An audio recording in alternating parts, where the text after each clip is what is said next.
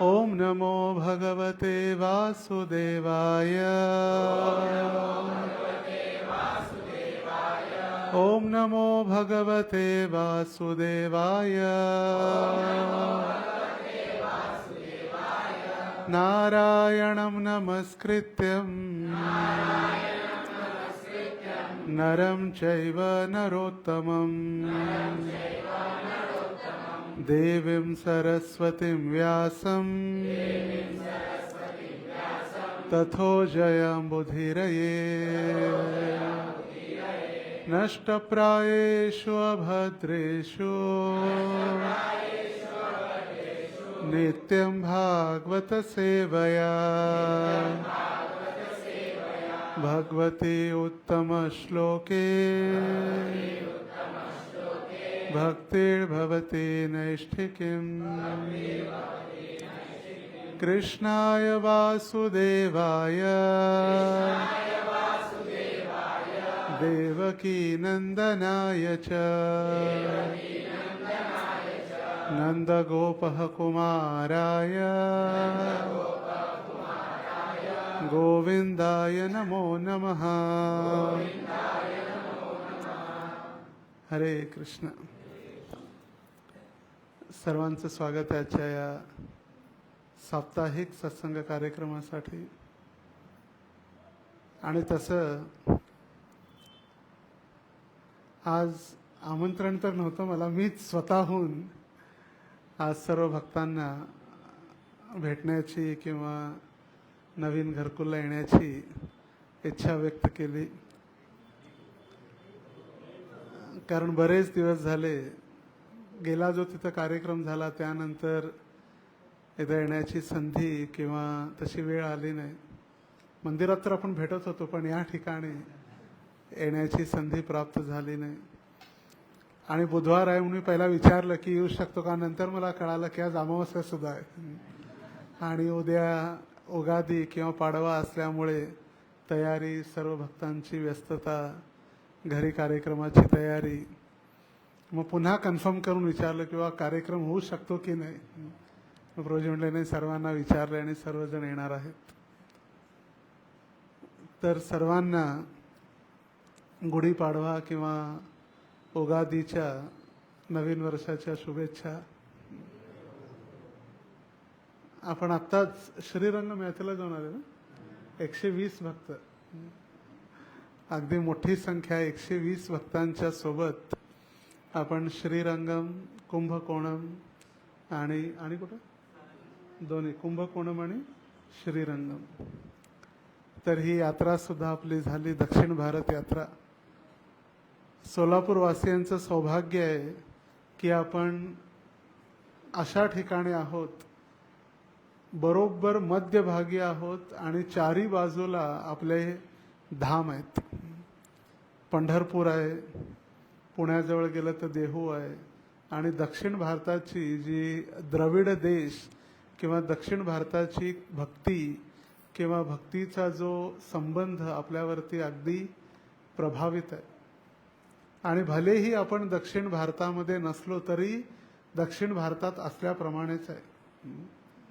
दक्षिणात्य संस्कृती आणि दक्षिणात्य आपल्याला भगवंतांची लीला आणि भगवंतांचा संबंध, दक्षिण भारतातील असलेले संत, सगळं अगदी मध्व संप्रदाय असो, श्री संप्रदाय असो किंवा वारकरी संप्रदाय असो, सगळ्या संप्रदायाचे आपल्याला भक्त या ठिकाणी भेटतील।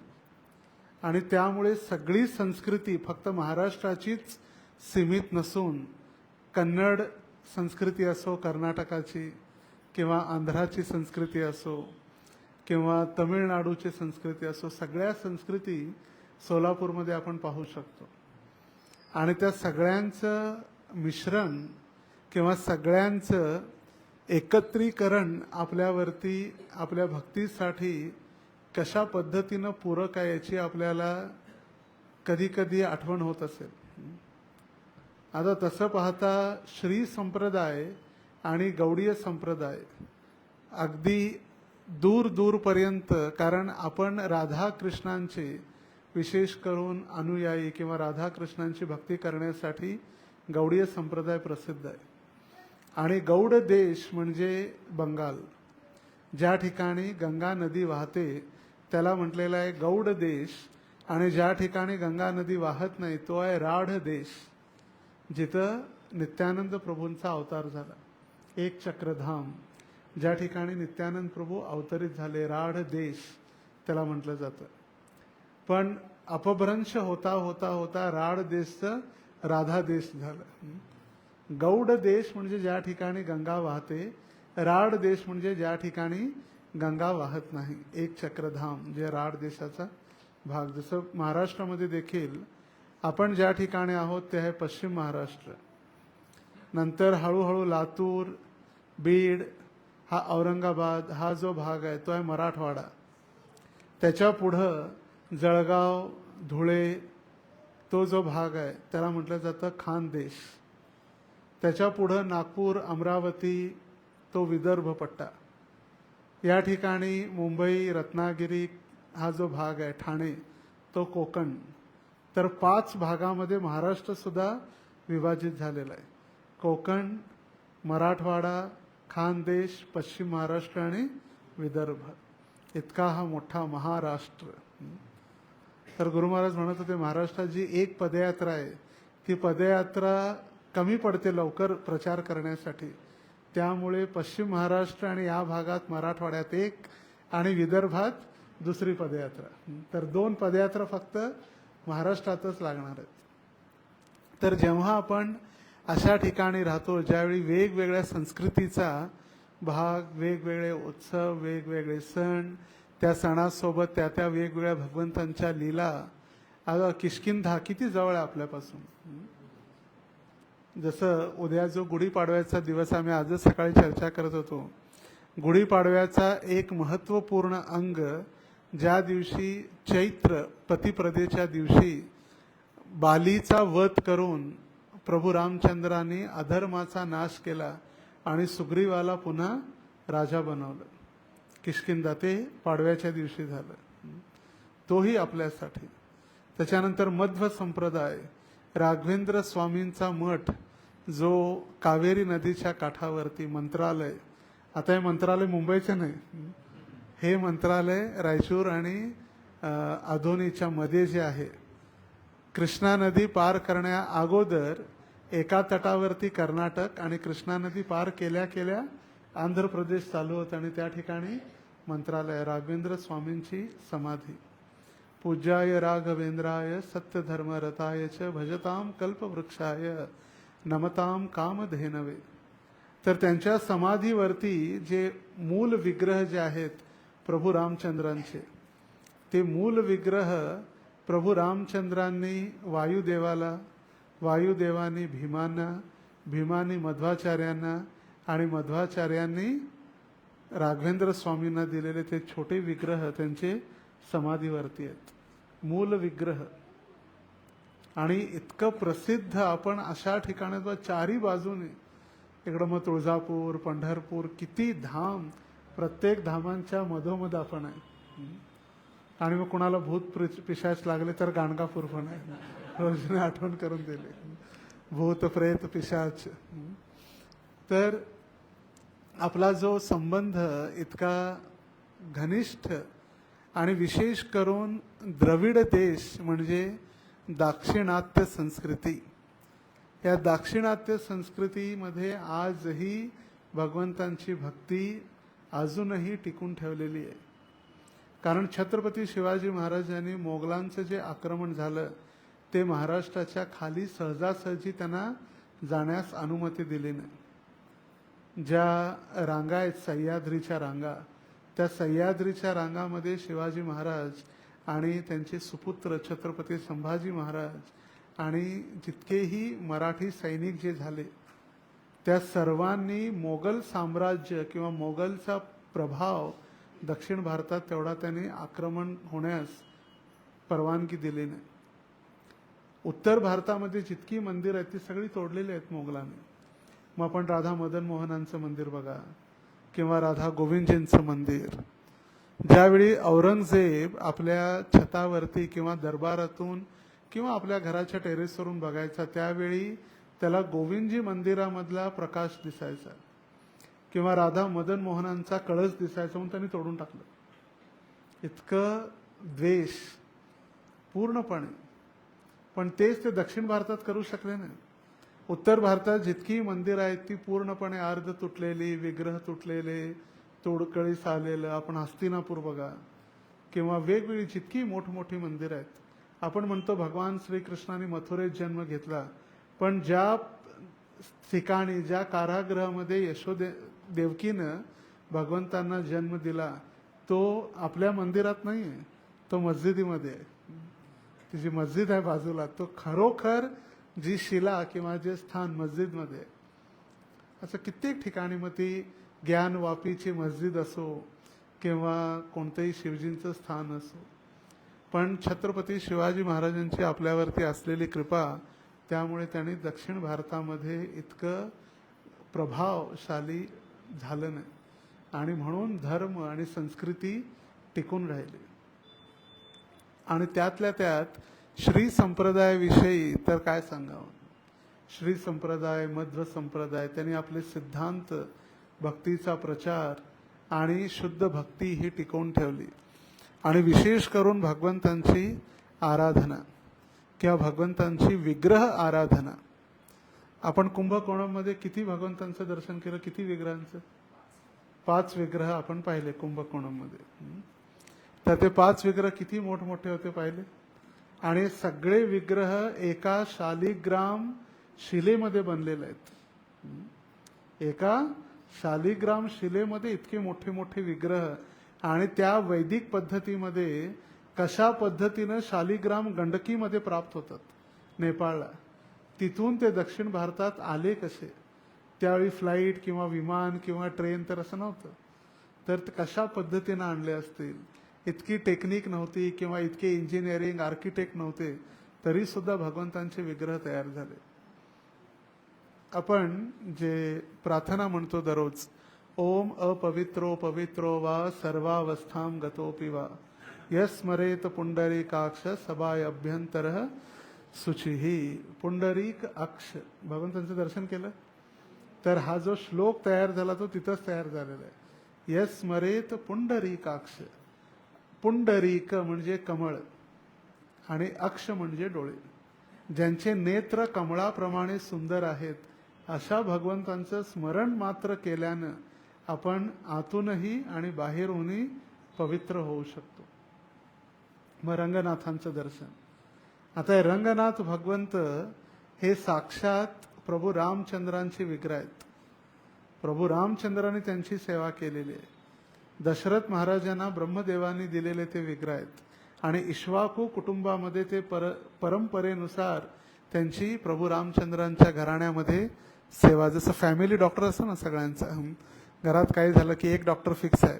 कोणाला सर्दी झाली, ताप आला, उलटी झाली, चक्कर आली, त्याला माहित आहे घरात फॅमिली डॉक्टर म्हणजे त्याला माहित आहे त्या फॅमिलीमध्ये कशा पद्धतीचं खाणं पिणं किंवा ते कसे वागतात त्या डॉक्टरला कळते. की दररोज मसाला पप्पू खातात किंवा दररोज काय करतात, त्यामुळे त्याला माहित असते या फॅमिलीची नस त्याला कळालेली असते. तर त्या पद्धतीनं जे इक्ष्वाकू राजाच्या कुटुंबामध्ये ब्रह्मदेवाने दिलेले विग्रह, प्रभू रामचंद्रांनी साक्षात त्या रंगनाथांची सेवा केली. कधी कधी गावात मंदिर असतं, काही काही गावामध्ये मंदिर नसतं पण स्मशान असतं. तुम्हाला गाव भेटू शकेल ज्या गावामध्ये मंदिर नाही पण स्मशान मात्र कंपल्सरी पाहिजे. कारण का लोक मरतात, असं नाही की ज्या गावात मंदिर नाही तिथे लोक मरत नाहीत, असं कधी नाही होत. तर ज्या ठिकाणी गाव आहे त्या ठिकाणी स्मशान असतं. कदाचित मंदिर नसेल पण स्मशान असतं. पण श्रीरंगमची अशी विशेषता आहे की मंदिरामध्ये गाव बसलेलं आहे. गावात मंदिर नाही आहे, मंदिरात गाव आहे. आणि संपूर्ण गाव, इतकं मोठं मंदिर, इतका मोठा राजगोपुरम. आपण फक्त बघता बघता आपण थकून जातो की किती विग्रह, किती वेगवेगळ्या मूर्ती, किती वेगवेगळे देवी देवता, सगळे यक्ष किन्नर गंधर्व त्याच्यावरती तयार आहेत.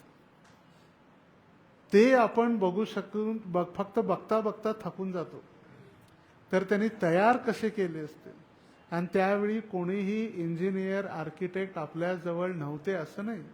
ब्रिटिशांना वाटतं अमेरिकन की आम्ही शोध लावला इंजिनियर्सचा, आम्ही शोध लावला आर्किटेक्टचा, पण त्या अगोदर भारतामध्ये ही कला सर्वत्र होती. आणि ते रंगनाथ भगवंत 7 गोपुरमच्या आत 7 द्वार पार करून भगवंतांच्या वैकुंठात प्रवेश करणं. आणि जसं आपण पंढरपूरला भूवैकुंठ म्हणतो त्याच पद्धतीनं श्रीरंगम देखील भूवैकुंठच आहे. भूमीवरती असलेलं वैकुंठ. आणि वैकुंठ विमान दर्शन केलं वरती तर तिथं सुद्धा विमान स्वामी आहेत वैकुंठाचे. नारायण ज्या ठिकाणी स्वामी तिथं उभारलेले आहेत. तर ज्यावेळी प्रभू रामचंद्रांनी रावणाचा वध केला आणि प्रभू रामचंद्र भगवंत आपल्या अयोध्येत पोचले. आता काही ठिकाणी जो त्रैतायुग आपला त्रैतायुग झाला, जो शेवटी आता आपला कलियुग आहे. कलियुगाच्या अगोदर द्वापार, द्वापारच्या अगोदर त्रैतायुग. या त्रैतायुगामध्ये प्रभू रामचंद्रांनी रावणाचा वध केला विजयादशमीच्या दिवशी. आणि प्रभू रामचंद्र दिवाळीला अयोध्येत पोचले आणि अयोध्येमध्ये भगवंतांचं स्वागत दिवे लावून केलं. पण काही कल्पामध्ये ब्रह्मदेवांच्या असे वर्णन आहे की जी उद्याचा जो गुढीपाडवा आहे त्या पाडव्याच्या दिवशी प्रभू रामचंद्रांचा 14 वर्षाचा वनवास संपला आणि भगवंत अयोध्येत आले. म्हणून भगवंतांच्या स्वागतासाठी प्रत्येक अयोध्यावासियांनी आपल्या घरी गुढी उभं केली आणि पताका लावून भगवंतांचं स्वागत केलं. वाल्मिकी रामायणात वाल्मिकी लिहितात की एका कल्पामध्ये प्रभू रामचंद्र या गुढीपाडव्याच्या दिवशी अयोध्येत परत आले आणि म्हणून प्रत्येक घरोघरी गुढी आणि पताका उभा करून त्यांचं स्वागत करण्यात आलं. तर भगवंतांचं स्वागत झालं आणि भगवंतांचं स्वागत झाल्यानंतर भगवंतांचा राज्याभिषेक प्रभू रामचंद्रांचा अयोध्येचा राजा म्हणून घोषित करून राज्याभिषेक करण्याचा दिवस. तर राज्याभिषेकाला जांबवान, हनुमंत, विभीषण सगळे पोचलेले होते अयोध्येला. आणि भगवंतांचा राज्याभिषेक झाला. भगवंत सगळ्यांना निरोप देत होते आणि त्यावेळी विभीषण म्हणाले, भगवंत आता इथला राज्याभिषेक झाला, चला आमच्या बरोबर. म्हटले कुठं? म्हटले लंकेला. म्हटले मी कसं येणार लंकेला? म्हटले तुम्ही लंकेला राजा. म्हटले नाही, लंकेचे राजा पण आपणच व्हा, मी तिथं सेवा करेन. जसं अयोध्येचे राजा तुम्ही आहात तसंच लंकेचे राजा सुद्धा तुम्ही व्हा. तुमच्या अनुपस्थितीमध्ये जसं भरत महाराजांनी तुमच्या पादुका घेऊन अयोध्येचं रक्षण केलं, राज्य सांभाळलं, तसं तुमच्या अनुपस्थितीमध्ये मी तुमच्या पादुका ठेवून लंकेची काळजी घेईन. भगवान म्हटलं हे तर शक्य नाही, मी तर आता अयोध्या सोडून जाणार नाही. ऑलरेडी 14 वर्षाचा वनवास, इतकं संकट आणि त्या संकटामध्ये माझ्या वडिलांचा देहत्याग आणि इतक्या मातांना सोडून अशा कठीण परिस्थितीत जाणं योग्य नाही आणि तुम्ही राजा बना. मग त्यावेळी त्यांनी म्हटलं ठीक आहे, तुम्ही येत नाही तर तुमचे विग्रह द्या. त्यांनी रंगनाथांचे विग्रह मागितले. म्हणजे तुम्ही येत नाही तर काय करा, तुमचे हे रंगनाथांचे विग्रह द्या. तुमच्या घरगुती विग्रह जे आहेत. बघा भगवंतांच्या घरात एवढे मोठे विग्रह होते म्हणजे भगवंत किती मोठे होते असतील. भगवंत जे पूजा करणारे किंवा त्रैतायुगामध्ये लोकांची उंची, आयु मर्यादा, शक्ती किती असेल. इतक्या मोठ्या विग्रहांची पूजा करणारे प्रभू रामचंद्र. भगवान म्हटले ते तर देऊ शकत नाही. म्हणजे तुम्ही चला, एकतर तुम्ही चला नाही तर तुमच्या विग्रह द्या. म्हणजे ठीक आहे, विग्रह घेऊन जा. आणि मग ते प्रभू रामचंद्रांनी विग्रह दिले. आणि विभीषण विग्रह घेऊन जात असताना त्यांना जो नेचर्स कॉल आपण म्हणतो, नैसर्गिक त्यांना शरीराची जी काळजी घ्यावी लागली आणि त्यावेळी त्यांनी तो विग्रह श्रीरंगम येथे ठेवला. आणि त्यानंतर मग भगवान म्हटले मी आता पुन्हा इथून हलणार नाही. तर विभीषण म्हटले तर चिटिंग झालं, तुम्ही तर तिथून आले आणि इथं आल्यावर आता नाही येत म्हटले. म्हटले काळजी करू नको, माझं पूर्ण लक्ष लंकेवरती आहे. आणि एक विग्रह जे आहेत ते विग्रह दक्षिण अभिमुख म्हटलेलं आहे. दक्षिणाभिमुखी, दक्षिणेला भगवंत पाहत आहेत. तसं सहजासहजी दक्षिण दिशा ही यमराजांची किंवा पितरांची दिशा आहे. यमलोकाची किंवा यमराज पितरांची दिशा आहे दक्षिण. त्यामुळे दक्षिण दिशा सहजासहजी अशी पवित्र किंवा ऑस्पिशियस म्हटली जात नाही. म्हणून दक्षिणेकडे आपण उभारून पूजा करत नाही, दक्षिणेकडे तोंड करून कोणतेही पवित्र कार्य करत नाही, दक्षिणेकडे तोंड करून आपण जेवत नाही. असं सांगितलं, दक्षिणेकडे तोंड करून जेवलं तर ते पूर्ण जेवलेली शक्ती पिशाचांना जाते. तर ती पितरांची दिशा असल्यामुळे ते भगवंतांचं प्राण प्रतिष्ठा वगैरे होत नाही. पण खास करून विभीषणावरती आपला कृपा कटाक्ष सदैव राहावा. 24/7, 24 तास 7 दिवस. एक दिवस सुद्धा भगवंत डोळे बंद नाही करत. पूर्ण लक्ष त्यांचं कुणावर आहे? विभीषणावरती, लंकेवरती. आणि आजही प्रत्येक 12 वर्षामध्ये विभीषण श्रीरंगमला येतात लंकेहून, दर 12 वर्षांनी, आणि स्वतः भगवंतांची आराधना करतात. 12 वर्षाचा एक तप झाल्यानंतर ते आराधनेसाठी येतात. तर असे भगवंत. कोण कोण दर्शन केलं रंगनाथांचं? बरेच 50% भक्त तर होते यात्रेत. प्रत्येकाने दर्शन केलं भगवंतांचं. आणि कोणाचं दर्शन केलं रंगनाथांचं झाल्यावर? त्याच मंदिराच्या प्रांगणात रामानुजाचार्य आणि महालक्ष्मी, सुदर्शन चक्र. सुदर्शनचं दर्शन घेतलं की नाही? मंदिराच्या बाहेर आल्यानंतर आपण पहिला महालक्ष्मीचं दर्शन करतो आणि मंदिराच्या मागून आल्यानंतर ज्या ठिकाणी ज्या ठिकाणी दक्षिण भारतामध्ये सुदर्शन चक्र जे आहे ते भगवंतांची एक विशेष शक्ती पण आहे आणि काही ठिकाणी त्यांना भगवंतांचा अवतार देखील मानलेला आहे. सुदर्शन दक्षिण भारतामध्ये जे चक्र असतं सुदर्शन चक्र, त्या सुदर्शन चक्राच्या मागे नरसिंहदेव असतात. योग नरसिंह. एका बाजूला सुदर्शन, पाठीमागच्या बाजूला नरसिंह. दोघंही भक्तांचं रक्षण करण्यासाठी प्रसिद्ध आहेत. सुदर्शनाय विद्महे महाज्वालाय धीमहि तन्नो चक्र प्रचोदयात. त्या सुदर्शनातून अगदी महाज्वाला, जसं उग्र नरसिंह आहे तसं सुदर्शनामधून सुद्धा महाज्वाला प्रकट होत असतं. ते भक्तांचं रक्षण करण्याचं प्रतीक आहे. श्रीपाद रामानुजाचार्य, राम अनुजः म्हणजे रामाचे लहान भाऊ, आणि कृष्ण अग्रज म्हणजे कृष्णाचे मोठे भाऊ. अग्रज म्हणजे अगोदर, अनुज म्हणजे नंतर. तर राम अनुज आचार्य, रामानुजाचार्य, त्यांच्या विग्रहाचं दर्शन केलं.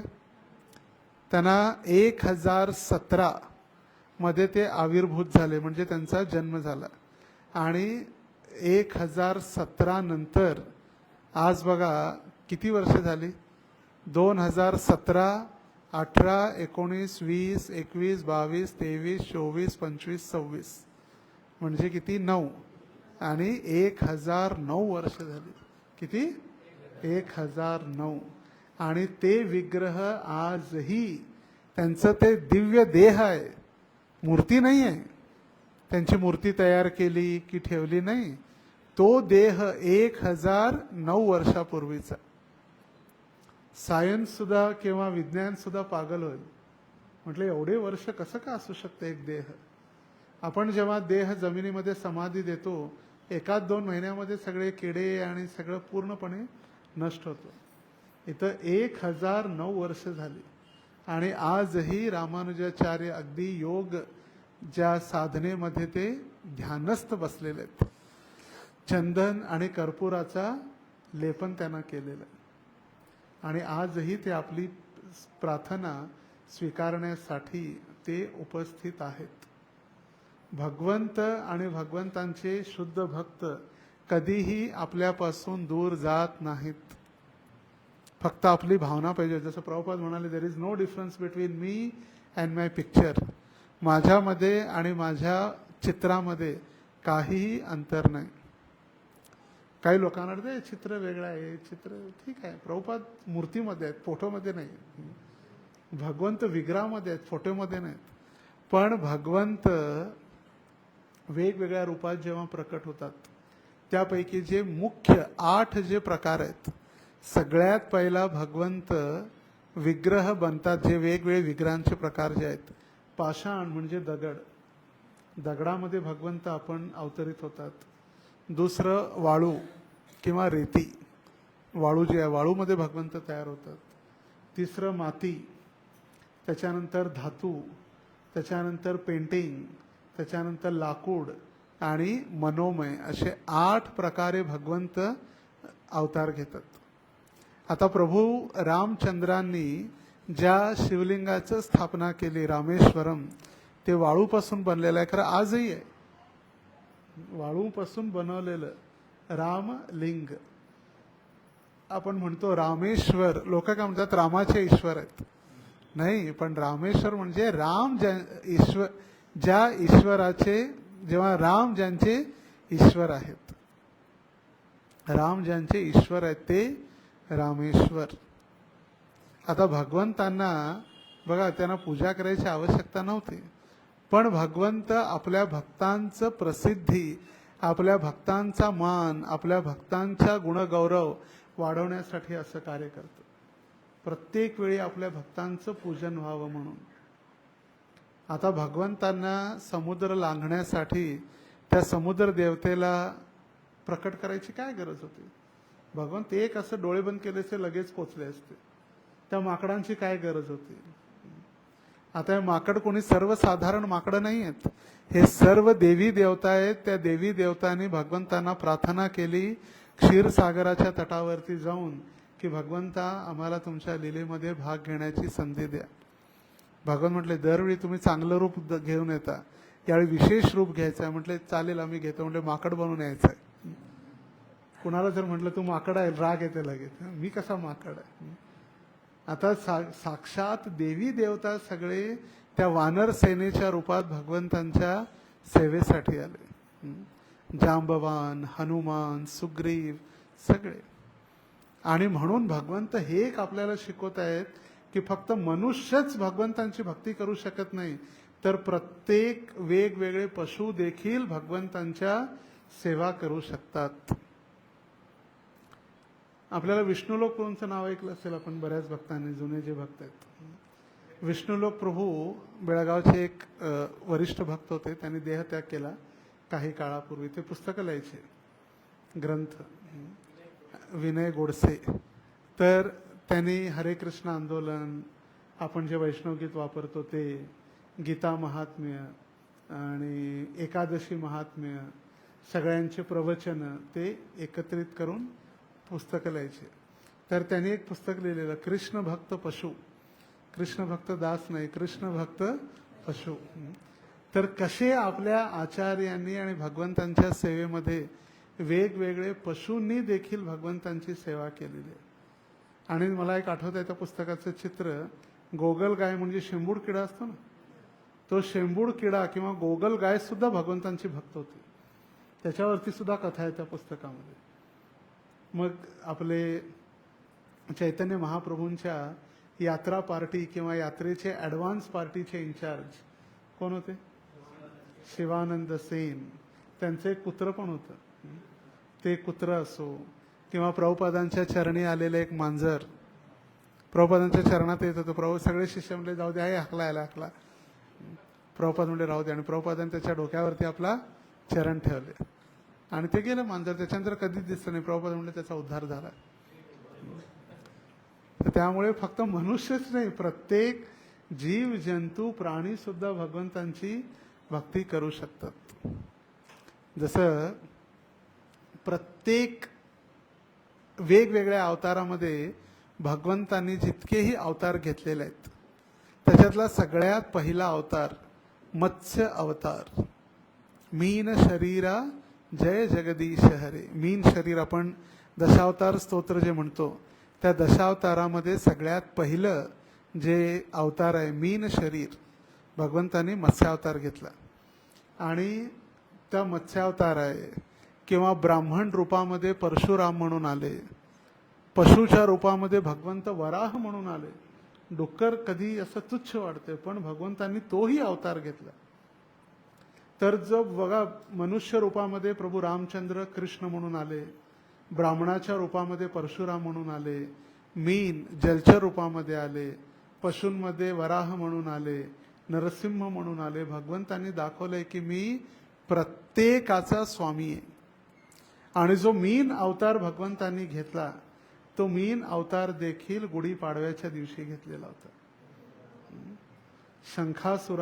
शंखासूर नामक एक असुर होता आणि त्या शंखासुराने वेद पळवलेले होते. वेद भगवंतांनी जे वेद आहेत, 4 वेद, अथर्ववेद, सामवेद, ऋग्वेद, यजुर्वेद, हे जे 4 वेद आहेत, ब्रह्मदेवाच्या एका मुखातून एक वेद बाहेर पडलेला आहे.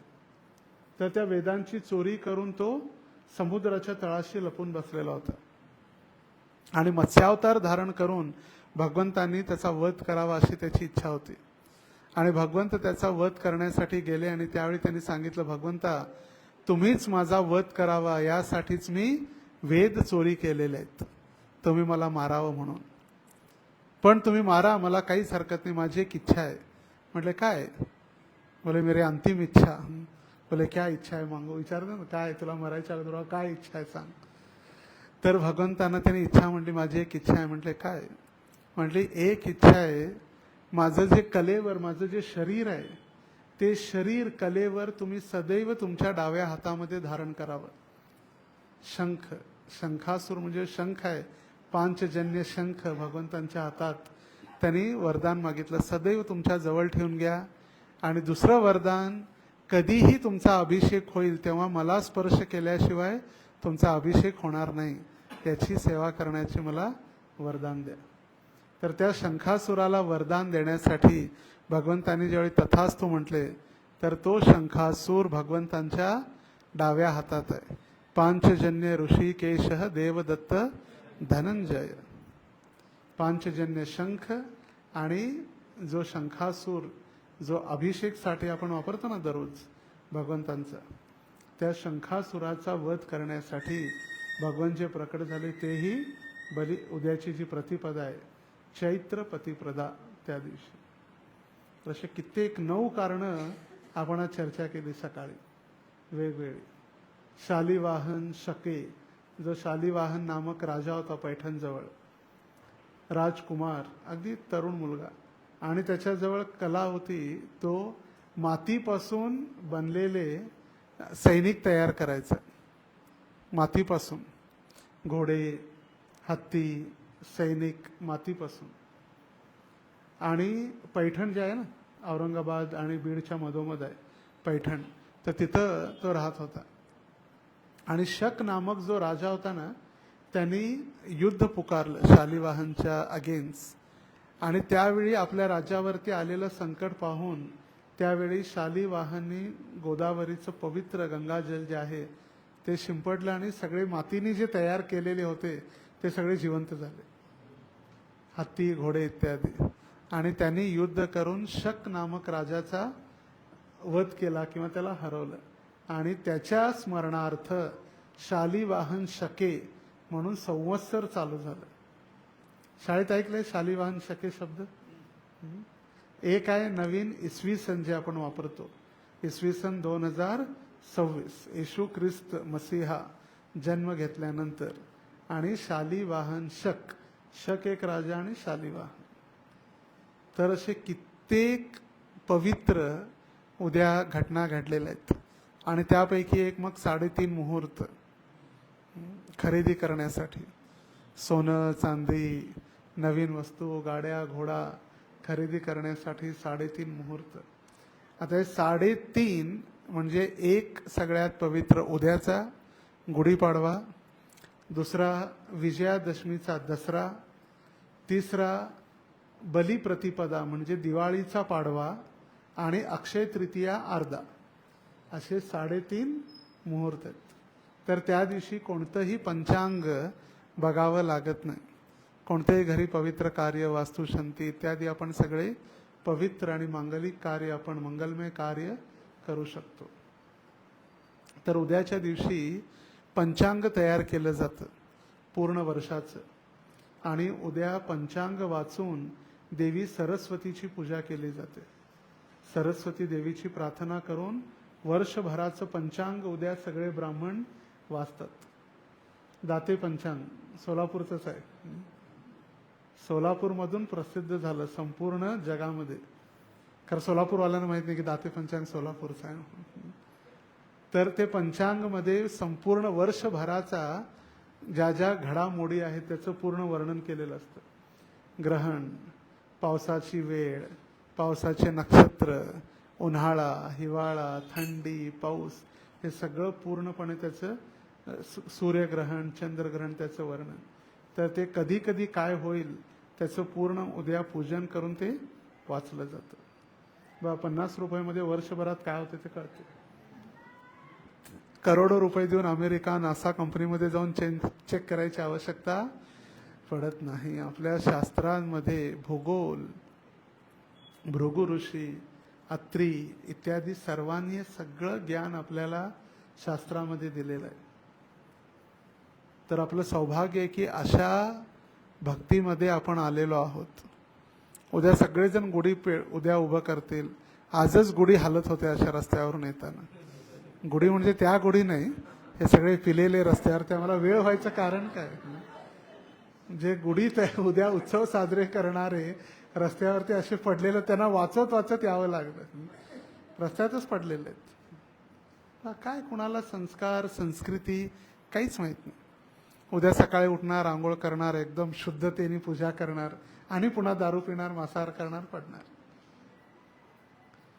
गुढी या तोरणे करीती कथा गाती गाणे, जसं तुकाराम महाराज म्हणतात. प्रत्येकाने गोकुळामध्ये गुढ्या उभारल्या भगवंतांचं स्वागत करण्यासाठी, अयोध्येमध्ये प्रभू रामचंद्रांचं स्वागत करण्यासाठी, आणि आपण नवीन वर्षाचं आपल्या भक्तीचं स्वागत करण्यासाठी.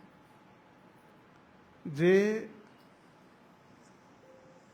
तांब्या आहे किंवा जो कपडा आहे, जरीचं कापड, ते ऐश्वर्याचं प्रतीक आहे. ऐश्वर्य, तांब्या चांदीचा किंवा तांब्याचा तांब्या, जरीचं कापड ऐश्वर्याचं प्रतीक आहे. साखरेच्या गाठी ज्या आहेत आपण हार घालतो, ते आपल्यामध्ये असलेला गोडवा. कडुलिंबाची पानं, आपल्यामध्ये जे शरीरामध्ये उद्भवणारे रोग ते नष्ट होण्यासाठी कडुलिंबाचा पाला उद्या खावं म्हणून सांगितलेलं आहे. कडुलिंबाचा पाला, हिंग, काळी मिरी आणि जिरं आणि मीठ, साखर, हे सगळं मिक्स करून त्याची गोळी करून खाल्ली की मग उद्यापासूनचे गरमीचा त्रास, पित्त वगैरे कमी होतं. मग त्याचाच एक प्रकार चालू झाला पच्चड. मग ते कडू कोण खाणार, मग त्यात थोडंसं घालून मग ते एक प्रकार. तर प्रत्येक वेगवेगळी संस्कृती, त्या संस्कृतीच्या मागे एकतर संस्कार, आपलं आरोग्य आणि आपल्या वातावरण, कल्चर, नेचर हे कनेक्टेड आहे. कल्चर आणि नेचर. आपलं नवीन वर्ष चालू होते, नवीन पालवी फुटते प्रत्येक झाडाला. उद्यापासून नवं पल्लव चालू होतो. पाश्चिमात्य नवीन वर्ष चालू होतं, दारू पिऊन लोक झोपल्या रस्त्यावरती. त्याविषयी व्यभिचार, मांसाहार, नशापान, ते कर रात्री 12 वाजता अंधारात. तमसो मा ज्योतिर्गमय नाही, जे ज्योतीमध्ये त्यांना अंधारात बोलवलं जातं. वा रात्री अंधारात या 12 वाजता. जे ज्योतीमध्ये जाणारे आहेत, प्रकाशात, त्यांना सांगितलं प्रकाशापासून दूर राहा आणि काय करा, अंधारात राहा. पण आपला नवीन वर्षाची सुरुवात सूर्योदयाच्या पहिल्या किरणापासून. उद्या सूर्योदय झाल्यानंतर आपण प्रत्येक जणची गुढी उभी करून आपलं संस्कृती म्हणजे कल्चर आणि नेचर, हे दोन्ही. आणि नेचरमध्ये जेव्हा आपण असतो त्यावेळी आपल्या आरोग्यावरती सुद्धा, बा आपण चातुर्मासामध्ये सुद्धा पहिल्या महिन्यात काय खात नाही आपण, पालेभाज्या. का खात नाही? पावसाळ्यामध्ये किडे किटाणू जास्त प्रमाणात भाजीवरती, असं किती सायंटिफिक रिझन आहे. दुसरं, दही का खात नाही? पावसाळ्यामध्ये आजारी पडतो, खोकला, ताप, सर्दी दह्यामुळे होते म्हणून. तिसरं, दूध. इतकी थंडी हळूहळू पावसामुळे वाढली असते, शरीरामध्ये झालेल्या कफ प्रवृत्ती वाढू नये म्हणून दूध आपण सोडतो. आणि मग प्रोटीन, जे उडीद डाळीमध्ये ती तपस्या, प्रोटीनमुळे तपस्या कमी होते आणि शरीरात रजोगुण वाढतो म्हणून प्रोटीनपासून आपण दूर राहतो. पण जिममध्ये तेच ट्रेनिंग, प्रोटीन खावा प्रोटीन. त्यामुळे काय होते, रजोगुण वाढते आणि तुम्ही अनियंत्रित होता. भक्ती करण्यासाठी रजोगुणाच्या बद्दल आपण सत्वगुणात स्थित होणं आवश्यक आहे. आणि साधा सत्वगुण नाही, शुद्ध सत्वामध्ये जो व्यक्ती रजोगुणी अगदी असा असतो, राजसिक आहार खाणारा, तो सत्वगुणामध्ये स्थिर होऊन भक्ती करू शकणं त्याच्यासाठी कठीण होतं. आणि म्हणून भगवंतांनी जेही हे सगळे सण, आपल्या आचार्यांनी दिलेले उत्सव, हे आपल्यासाठीच आहेत. आता सांगितलं जातं इंटरमिडिएट फास्टिंग. इंटरमिडिएट फास्टिंग म्हणजे 16 तासानंतर तुम्ही जेवण करा. म्हणजे काय होईल, तुम्हाला कॅन्सर, शुगर हे सगळे रोग होणार नाहीत.